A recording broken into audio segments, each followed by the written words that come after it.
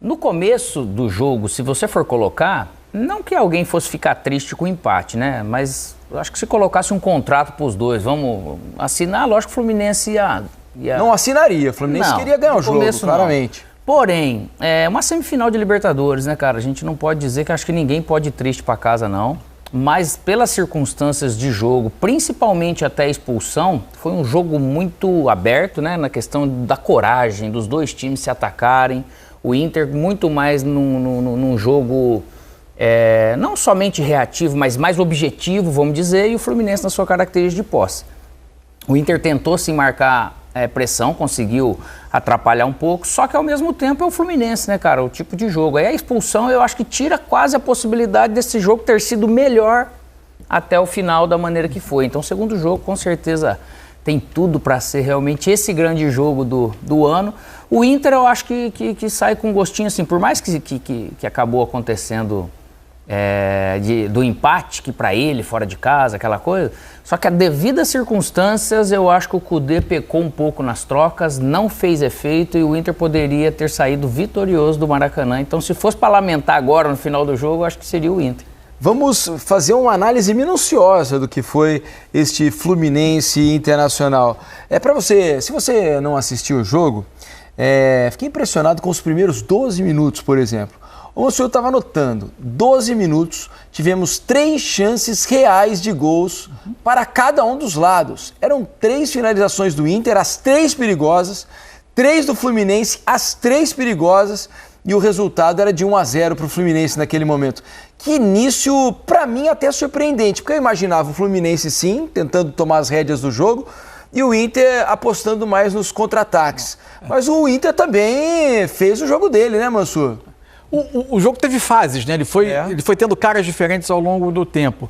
Primeiro, a primeira parte do jogo, ela foi quase sempre um duelo de pressões contra tentativas de saída de pressão. Tanto que se a gente for analisar as chances a que você se refere do início do jogo, quase todas elas são lances de definição rápida com um ataque em profundidade às costas da defesa do adversário. Porque quase sempre os times venciam essa pressão e encontravam um pouco mais de campo aberto atrás. O Fluminense, para mim, começa o jogo bem estruturado até para pressionar o Inter, né? Com o Arias, o Kennedy e o Cano pegando os 3 homens que faziam a saída, os 2 zagueiros mais o René.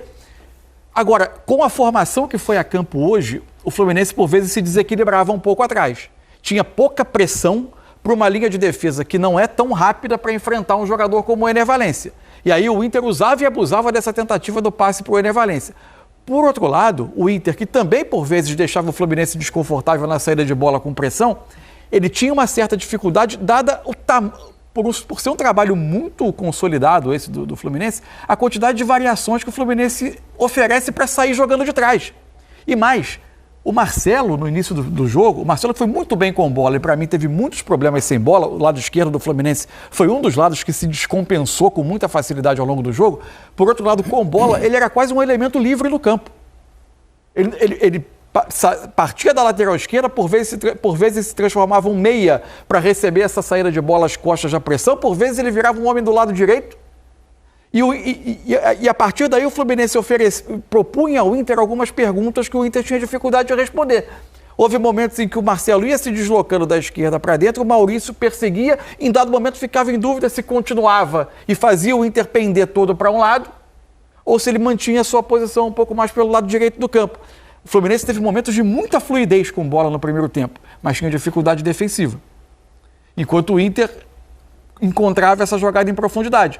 Então, o primeiro tempo, para mim, teve em alguns momentos o Fluminense melhor, em outros o Inter melhor, podia ter perdido para qualquer dos lados. Na hora que acontece a expulsão, ela condiciona demais o jogo, né? Porque aí vem o segundo tempo, o Inter consegue fazer um início de segundo tempo do maior período de domínio que a gente teve no jogo. Eu acho que tem uma questão também, porque se a gente pensar o momento da expulsão, né, o Samuel Xavier é expulso aos 44 minutos do primeiro tempo. O gol do Inter sai no primeiro tempo ainda, aos 49. Quando o Diniz não teve tempo ainda de arrumar, né? O Inter, por exemplo, estava sem o lateral direito, né? Estava com o Ganso em campo, ou seja, estava sem o lateral e sem um volante mais marcador. Então tava meio descompensado ali, né? Tava um time meio desequilibrado. O Arias veio fazer em parte a lateral direita. E logo nesse finalzinho tiveram 3 movimentos de chances por aquele lado, por não ter o lateral que o Inter acabou conseguindo. E uma delas saiu gol, né? Depois, no intervalo, aí o Diniz faz as mudanças, dá uma acertada, dá uma equilibrada melhor no time. Mas você vê como futebol é detalhe, né, Alex? A expulsão do Samuel Xavier e os minutos, né? Foram poucos minutos ali até o intervalo, entre a expulsão e o apito do árbitro ali para a saída dos times de campo. Nesse breve instante, o Inter soube aproveitar essa desorganização momentânea do Fluminense, né? Eu acho que o interessante, Felipe Mansur, da gente poder discutir sempre num jogo desse tamanho, é o tal da palavra coragem. Porque o Inter, ele veio aqui, ele não veio só para se defender. Ele veio para jogar, é a característica. Isso que é gostoso no futebol. E mesmo assim, porque você pega um final de primeiro tempo, o Inter, você vê todo o momento que ele teve chance de ir, atacar, e vai acontecer isso no Beira-Rio, porque o Fluminense vai fazer a mesma coisa. A hora que vem a expulsão, ele segue nesse mesmo perfil. Poderia, de repente, dar uma pisada, que eu acredito que até no primeiro tempo, eu não sei se o Enner sentiu algo, para mim ele baixou, ele deu uma fadigada, deu uma baixada no ritmo. O começo dele foi alucinante, né? Não, como sempre, só que durante o jogo, depois eu senti ele um pouco mais desconfortável, um pouco mais lento e ao mesmo tempo, não sei, ele seguiu, não deve ser nada de coisa, mas ao mesmo tempo ele deve ter dado, ele correu muito mais na altitude, um exemplo, o jogo todo do que de repente aqui.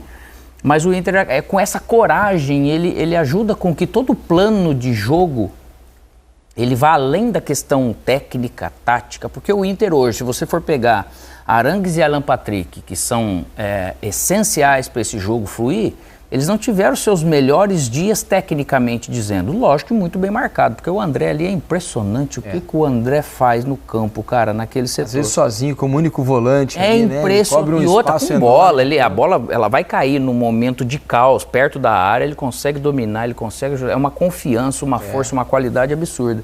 Mas eu acho que a coragem se define muito para você poder seguir realmente um plano, que eu acho que no segundo tempo faltou até um pouco desse ímpeto pro Inter, porém, falando daqui é muito mais fácil.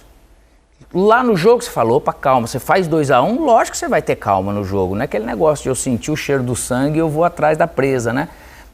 Então acaba sendo meio que comum algumas coisas, mas é legal ver o que os dois times acabaram oferecendo. E o Fluminense mesmo com 10 também, ele nos momentos que foi possível, ele foi pro jogo, porque é da característica dele, perdendo, e daí... Teve uma jogada, uma arrancada do Alexander pelo lado direito, em que ele entra na área e ele tenta bater cruzado, acaba pegando a bola. Era uma bola talvez para tocar para trás pro Cano, o Cano tentou fazer o movimento. Fez o movimento. O Arias eu acho que ele fez Será que ele fez uma parceria com o René? Porque o René tá jogando super bem. Defensivamente. Mas ele roubou 3 bolas importantíssímos. Uma foi do gol. Assim como o Felipe Melo, né? René de um lado e Felipe Melo de outro. Felipe Melo me pareceu física...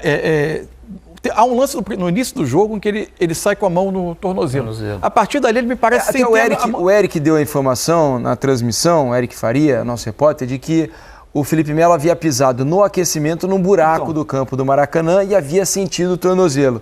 Então talvez seja por esse motivo essa imagem dele colocando a mão no Inclusive, uma dificuldade dele de domínio de bola numa saída curta do Fluminense dá ao Valência uma chance excelente no primeiro tempo. Mas aquilo eu achei que foi um erro técnico, foi uma... Sim, mas eu não sei até que ponto causado por ele estar com a dificuldade física. Eu acho que ali não tem um grande detalhe, se for ver que o Inter, ele poderia até ter utilizado um pouco mais, e aí vem a questão do Maurício também, que ele, naturalmente, ele é mais organizador, ele não é um cara de fibra rápida e tudo.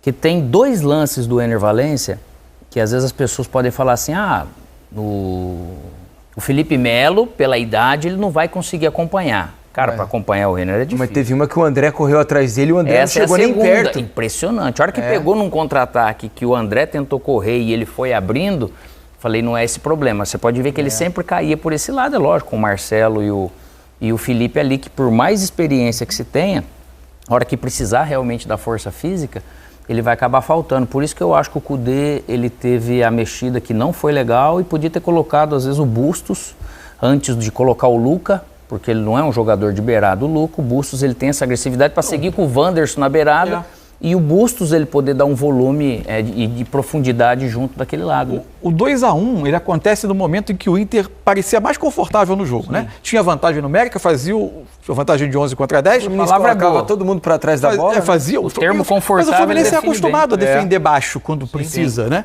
Ele é um time que é habituado e o que não impede ele de conseguir construir, atravessar o campo com a bola e oferecer perigo do outro lado do campo. Mas o Inter fazia o jogo acontecer no campo do Fluminense, tinha tido o gol do Mercado, que foi anulado não por um impedimento, foi por um detalhe do toque da mão. A bola poderia ter entrado mesmo sem o toque da mão, mas a regra, foi uma anulação absolutamente Zero correta. Questionamento, sem nenhum questionamento. Mas o jogo era muito favorável ao Inter o desenho do jogo naquele momento. Para mim, o Inter não geriu bem a vantagem. Quando ele teve a vantagem, ele não conseguiu controlar o jogo, fazer o jogo acalmar. Mas eu acho que foi até as mudanças. E as mudanças não foram felizes, cara. Até pela desconfiguração, você usou esse termo ali, ali se desfigurou. O Inter deu uma desfigurada, inclusive em característica. Porque teve um momento até que o Inter estava ficando com a bola mais, né? Mas a partir das mudanças, o Fluminense consegue sair mais e mesmo com um a menos... ter um pouquinho mais de controle, né? Primeiro, o Wanderson, pro lado direito, tem um pouco mais de dificuldade. Por dentro, você perdeu 2 jogadores que dão articulação, um pouco de pausa, como o Alan Patrick e o Maurício. E aí, a característica de quem entra, de você ter o Luca mais próximo, né, do Valência. O Dauber entrou, aparentemente, para tentar dobrar o lado esquerdo ali com o René. Mas... o Inter perdeu um pouco dessa capacidade de pausar um pouco o jogo, de dar tempo. Mas é que eu acho que entra a questão até técnica, que seja do Maurício, do Arangues e Alan Patrick, que tem essa responsabilidade. Enner e Wanderson é a velocidade. Por isso que eu falo que aqui, se ele tivesse colocado um Bustos, a gente estava aí o Felipe ali olhando, poxa, a disposição que ele tinha no banco, poderia ser um atacante, mas ali era claro e nítido que era um lugar para você ter velocidade. Por quê? Porque cria desafogo. E o Maurício não estava conseguindo oferecer isso que ali pedia, independente de ser o Marcelo ou não. Às vezes o jogo ele se desenha e ali é que está aquela característica naquele setor.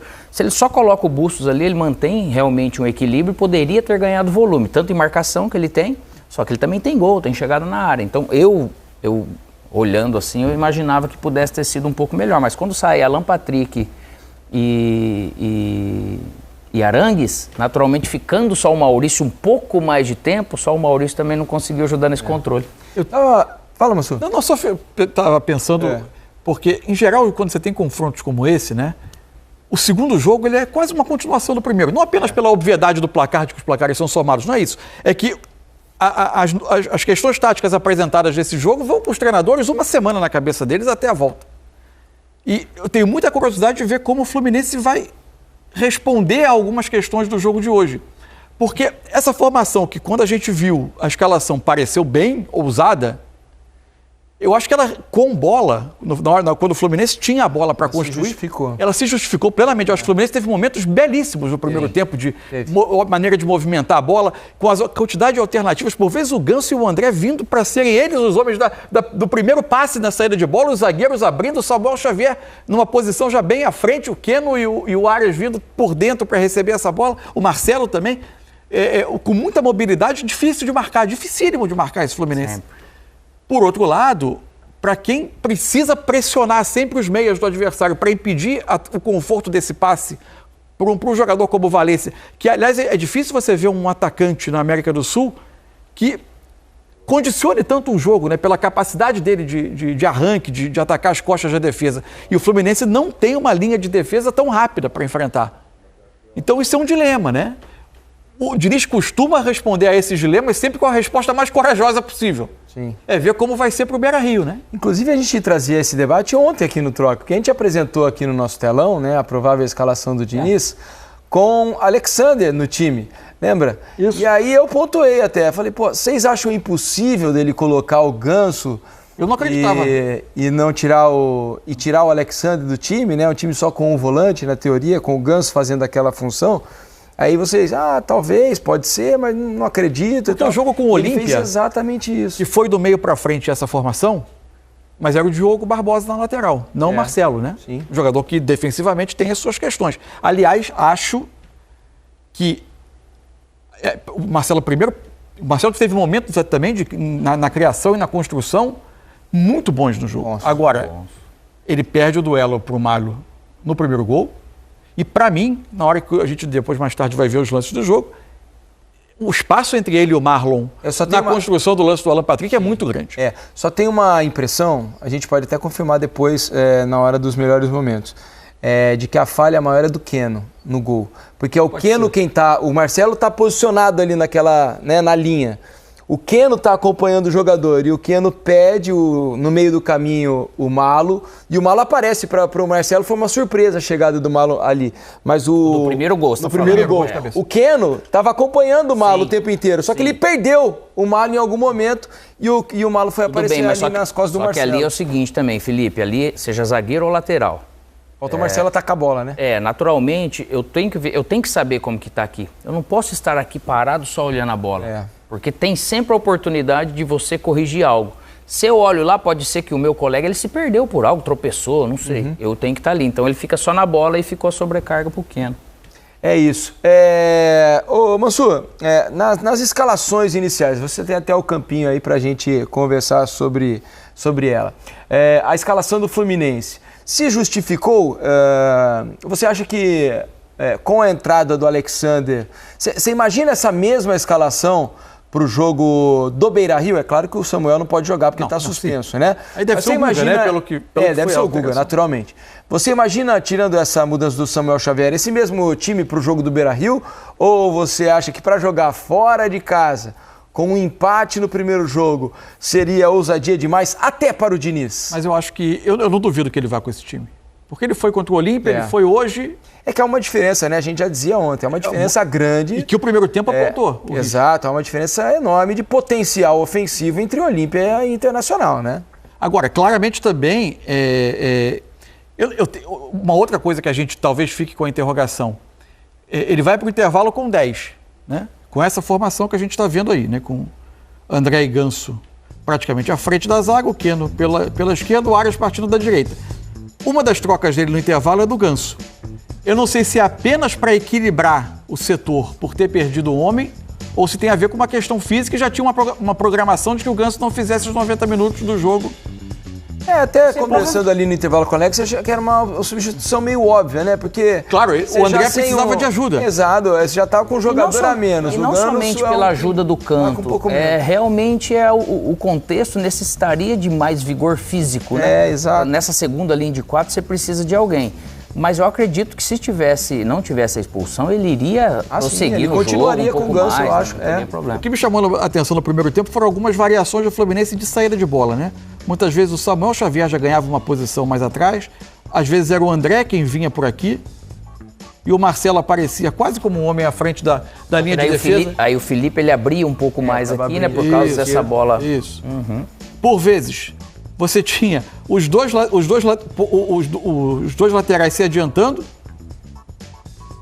os zagueiros abrindo, e chegou a ter Ganso e André fazendo esse primeiro passe. Sim. O Marcelo ocupando uma posição aqui, Keno, Arias, e o Samuel Xavier tentando ser um ponta para dar essa força pelo lado direito para receber na frente. E na hora da construção, a gente muitas e muitas vezes viu o Marcelo ou atravessar aqui como meia ou até atravessar para o lado direito para participar da armação. E isso foi muito difícil para o Inter durante todo o tempo para marcar. Só para a gente falar um pouquinho das alternativas do Diniz durante o jogo, e principalmente após a expulsão, né? Você tem a expulsão do Samuel Xavier. Eu não sei o que vocês acharam, eu achei o lance do segundo cartão que achei rigoroso, mas não absurdo. Tinha a mesma impressão. Eu acho que as duas interpretações eram cabíveis. Cabe. Pela força que ele chega, força. Natural. Acho que ele nem pega com força, né? O toque é sutil. Isso. Mas ele chega voa com força. pouco, Se chega atrasado, é para cartão amarelo. E ele praticamente terminou o primeiro tempo com essa formação, né? Com o Arias ajudando a dar essa sustentação e o Cano baixando sempre que necessário. Para o segundo tempo, ele tenta equilibrar em duas linhas de 4, né? Ele primeiro tem a entrada do Marlon no lugar do Felipe Melo. Deve ter sido até mais pelo tornozelo, né? A saída do Ganso para a entrada do Alexander. Entrou muito bem. E o Guga no John Kennedy. E o Guga, que veio para ser o lateral. Saiu o Kennedy. Com a saída do Kennedy. Que, aliás, é uma outra substituição que naquele momento ajuda um pouco a fazer... não tinha muita alternativa o Diniz, e tirar o Cano é difícil, o jogo provou por quê. Você sabe que Mas a ausência do Kennedy também permite que o zagueiro do Inter saia e vá ocupar o campo ofensivo com mais facilidade. Ele foi mais bem marcado hoje, né, do que o Cano. Você sabe que até ali no intervalo eu falei pro Alex, eu acho que ele vai tirar o Felipe Melo para colocar o Marlon, vai tirar o Ganso para colocar o Alexander, e achei que ele ia tirar o Cano. Isso. Para colocar... Por causa da corrida Exato, do Kennedy. Porque o Kennedy é mais rápido, né? Um time que vai se defender mais, como seria o Fluminense no segundo tempo. Imaginei que ele pudesse tirar o Cano, que é um pouco mais lento, para deixar o Kennedy numa opção de velocidade. Se por um lado facilitou para o Inter ocupar o campo do Fluminense sem ter a preocupação da arrancada do Kennedy às costas. Por outro lado... É que se você for ver, e a característica de recompor, de marcar, do entendimento desse espaço do Cano, ele também é melhor do que do Kennedy, mesmo tendo quantos anos a mais? 10, 12 anos a mais, né, cara? Quase então isso. Ele ajuda muito. Vamos colocar os números do jogo aqui pra gente dar uma olhada? São 14 anos de diferença. É muita coisa. Saúde, né? 14 anos de diferença. Embora o Cano muitas vezes hoje tenha defendido como lateral, defendeu como volante. Cara, ele tá com uma vontade, um vigor físico bacana. Aí os números do jogo, hein? Fluminense 2, Internacional 2. O Fluminense teve 53-47 de posse de bola. Terminou 58 no primeiro tempo, né? 58 no primeiro tempo, depois naturalmente equilibrou. Veja o número de finalizações, ainda assim foi equilibrado, né? Se a gente pensar que o Fluminense jogou o segundo tempo com 1 a menos, 10-12. Finalizações no alvo, 5 do Fluminense, 7 para o Internacional. Aliás, vale se destacar a atuação dos dois goleiros, hein? Fábio e Rocher pegaram muito hoje. Aliás, normal, né? Os dois. O Fábio está fazendo a essa altura da carreira, é impressionante. E o Rocher chegou voando no Internacional também. O Fábio, daqui a pouco, ele vai atrás do recorde do japonês lá que tá jogando com 56 anos lá. Qual é que é o nome dele? Jogou no Santos. Cazu. Escanteio 5-5, faltas cometidas 11-12, impedimentos nenhum do Fluminense, 3 do Internacional. Na outra página, passes 458 trocados pelo Fluminense contra 383 do Inter. A precisão parecida, né? Sim. 87-86%. Desarmes 18-13, cartões 3 amarelos para o Fluminense e 2 para o Internacional. Tivemos um cartão vermelho para Samuel Xavier do Inter. E não tivemos expulsões do lado do Internacional. E esse mapa de calor aí, o que nos mostra, o Mansur? Mostra o Inter, que acho que muito por influência do segundo tempo, terminou tendo muita presença do campo ofensivo, né? Pro segundo tempo ele passa um bom período, especialmente os 20 minutos iniciais, muito mais no campo ofensivo. Acho que a influência tem muito do que foi o segundo tempo, né? E o Fluminense tem uma presença maior por vezes no campo de defesa, porque veio defender mais baixo. Esse quarto de campo direito, né, defensivo do Fluminense é onde mais estava o Ganso, né, no primeiro tempo principalmente. Olha onde teve mais posse de bola, na verdade, na iniciação, e depois com o Marcelo. Fora, lógico que ele veio algumas, não tantas às vezes por dentro, mas aonde ele pega a bola. Porque o time do Fluminense, cara, ele é impressionante a qualidade para cuidar da bola. Impressionante. Então, por isso que é difícil, a gente falava, o Inter começou realmente pressionando, mas para qualquer time, você não vai conseguir ter vigor para correr atrás de um time que cada vez que você pressiona, ele dá 20 toques. Você tem que fazer ações de 3, de 5 segundos, muitas vezes de 8 segundos, porque a bola corre. Então, até nisso, para gastar energia, quanto tempo eu vou fazer, o treinador tem que bolar, porque realmente senão vai faltar ali na frente alguma coisa. Mas Tem uma outra questão para a gente ver que talvez faça do segundo jogo ainda melhor do que o primeiro. O gramado do Beira-Rio.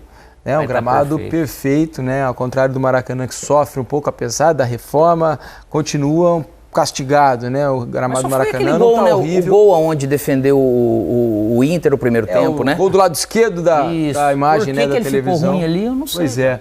Aí tá o campo com a formação do Inter. Isso. Tem a impressão, não sei se os amigos concordam, mas hoje Maurício e Alan Patrick, apesar do gol do Alan, fizeram um jogo abaixo do que podem, tecnicamente, né? Wanderson jogou bem, o Valência muito bem, Arangues e Jones também fizeram um bom jogo, mas acho que Maurício e Alan Patrick, apesar do gol, tenho a impressão de que podem jogar mais, né? Principalmente com a bola nos pés, eles costumam fazer mais diferença do que fizeram hoje, não acho? Ainda assim fizeram uma grande jogada no lance do segundo gol, né? Que é a qualidade que realmente em algum momento eles vão conseguir exercer. Por isso que o Alan Patrick jogar por dentro e tendo o André por perto, mesmo com o Ganso, ele naturalmente, ele vem entregando muito mais de repente do que ele entregou hoje, né? Aliás, a jogada do segundo gol começa com um ótimo movimento do René, né? Isso. O René tem essa capacidade de criar a jogada vindo por dentro, um pouco mais por dentro, né? Não como lateral de passagem.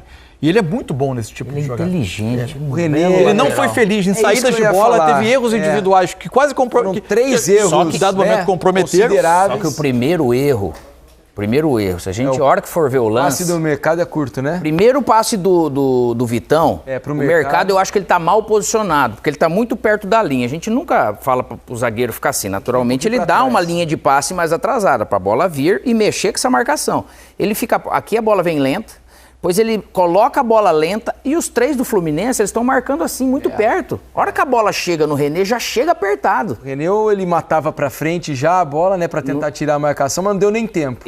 Lógico, ele também falha, porque ele poderia ter tomado uma decisão de foi proteger lento, melhor né? a bola, mas a transição até chegar nele atrapalhou ele também. E fora a esperteza do Arias ali, né, pra conseguir roubar a bola. Parece que foi até e fazer combinado. a jogada. Opa, a hora que chegar aqui, eu vou roubar a bola. Deram até, eu acho que um bicho pro Arias pra falar, pô, você vai roubar mais bola, te dou mais.